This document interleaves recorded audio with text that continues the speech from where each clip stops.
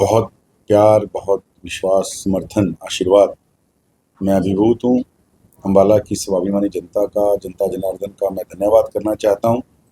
और पार्टी का जो विश्वास पार्टी हाईकमान ने, माननीय मुख्यमंत्री जी ने, माननीय प्रदेश अध्यक्ष जी ने, राष्ट्रीय अध्यक्ष जी ने मेरे ऊपर किया है, और कार्यकर्ताओं का संघर्ष, कार्यकर्ताओं की मेहनत और अम्बाला की स्वाभिमानी जनता का आशीर्वाद, निश्चित रूप से तीसरी बार कमल का फूल इस अम्बाला शहर विधानसभा से खिलने जा रहा है।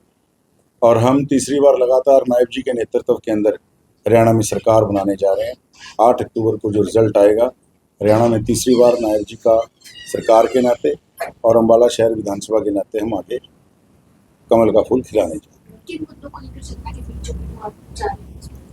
देखिए, एक तो हमारा जो अम्बाला शहर के अंदर विकास, जो 100 प्रोजेक्ट लगभग ऐसे हैं, तो जब से अम्बाला बना है, जब से इन प्रोजेक्टों के ऊपर किसी ने ध्यान नहीं दिया गया, लगभग ऐसे 100 बड़े प्रोजेक्ट पूरी विधानसभा के अंदर।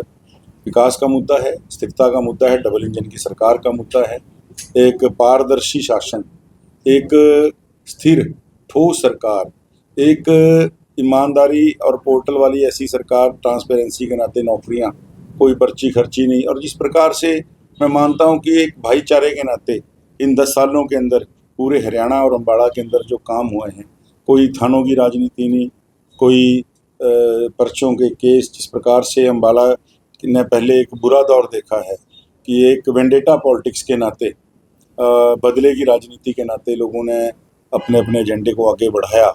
और वैसे ही कुछ लोग दूसरी पार्टी से अब तैयारी भी कर रहे हैं लड़ने की, लेकिन हमने 10 साल से बड़े भाईचारे के साथ यहाँ के माहौल को आगे बढ़ाया। और हरियाणा 35 सालों से लगातार केंद्र के साथ चलता आया है, इसलिए आज हरियाणा अपने पड़ोसी राज्यों से आगे है। चाहे पंजाब की बात लें, चाहे हिमाचल की बात लें, चाहे दिल्ली की भी बात लें, हरियाणा इन सबसे इसीलिए आगे है कि जो केंद्र के अंदर सरकार होती है, हरियाणा उसी के साथ चलता है। हरियाणा समझता है डबल इंजन की सरकार ही विकास को गति दे सकती है। आज आपने ऑपोजिशन फाइल कर दिया है, लेकिन कांग्रेस अभी तक अपने प्रत्याशी को बेवकूफ घोषित नहीं कर पाई।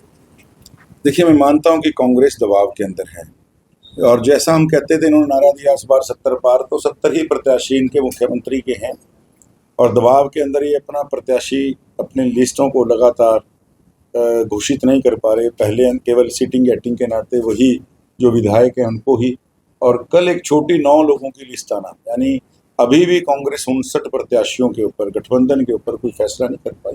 इनका इंटरनल मैटर है, पर साफ साफ देखा जा सकता है कांग्रेस दबाव में।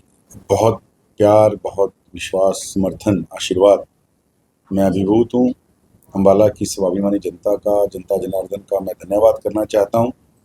और पार्टी का जो विश्वास पार्टी हाईकमान ने, माननीय मुख्यमंत्री जी ने, माननीय प्रदेश अध्यक्ष जी ने, राष्ट्रीय अध्यक्ष जी ने मेरे ऊपर किया है, और कार्यकर्ताओं का संघर्ष, कार्यकर्ताओं की मेहनत और अम्बाला की स्वाभिमानी जनता का आशीर्वाद, निश्चित रूप से तीसरी बार कमल का फूल इस अम्बाला शहर विधानसभा से खिलने जा रहा है। और हम तीसरी बार लगातार नायब जी के नेतृत्व के अंदर हरियाणा में सरकार बनाने जा रहे हैं।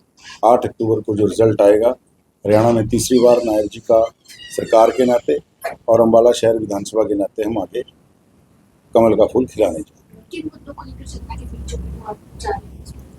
देखिए, एक तो हमारा जो अम्बाला शहर के अंदर विकास, जो 100 प्रोजेक्ट लगभग ऐसे हैं, तो जब से अम्बाला बना है, जब से इन प्रोजेक्टों के ऊपर किसी ने ध्यान नहीं दिया गया, लगभग ऐसे 100 बड़े प्रोजेक्ट पूरी विधानसभा के अंदर।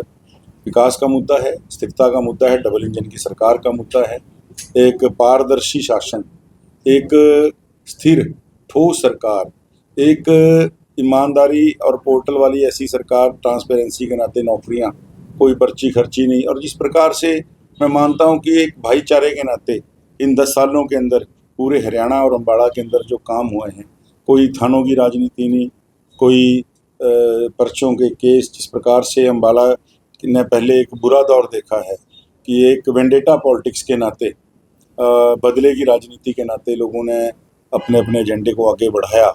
और वैसे ही कुछ लोग दूसरी पार्टी से अब तैयारी भी कर रहे हैं लड़ने की, लेकिन हमने 10 साल से बड़े भाईचारे के साथ यहाँ के माहौल को आगे बढ़ाया। और हरियाणा 35 सालों से लगातार केंद्र के साथ चलता आया है, इसलिए आज हरियाणा अपने पड़ोसी राज्यों से आगे है। चाहे पंजाब की बात लें, चाहे हिमाचल की बात लें, चाहे दिल्ली की भी बात लें, हरियाणा इन सबसे इसीलिए आगे है कि जो केंद्र के अंदर सरकार होती है, हरियाणा उसी के साथ चलता है। हरियाणा समझता है डबल इंजन की सरकार ही विकास को गति दे सकती है। आज आपने ऑपोजिशन फाइल कर दिया है, लेकिन कांग्रेस अभी तक अपने प्रत्याशी को बेवकूफ घोषित नहीं कर पाई। देखिए, मैं मानता हूं कि कांग्रेस दबाव के अंदर है, और जैसा हम कहते थे, इन्होंने नारा दिया इस बार 70 पार, तो 70 ही प्रत्याशी इनके मुख्यमंत्री के हैं, और दबाव के अंदर ये अपना प्रत्याशी अपने लिस्टों को लगातार घोषित नहीं कर पा रहे। पहले केवल सीटिंग गेटिंग के नाते वही जो विधायक हैं उनको ही, और कल एक छोटी 9 लोगों की लिस्ट आना, यानी अभी भी कांग्रेस 59 प्रत्याशियों के ऊपर, गठबंधन के ऊपर कोई फैसला नहीं कर पाई। इनका इंटरनल मैटर है, पर साफ साफ देखा जा सकता है कांग्रेस दबाव में।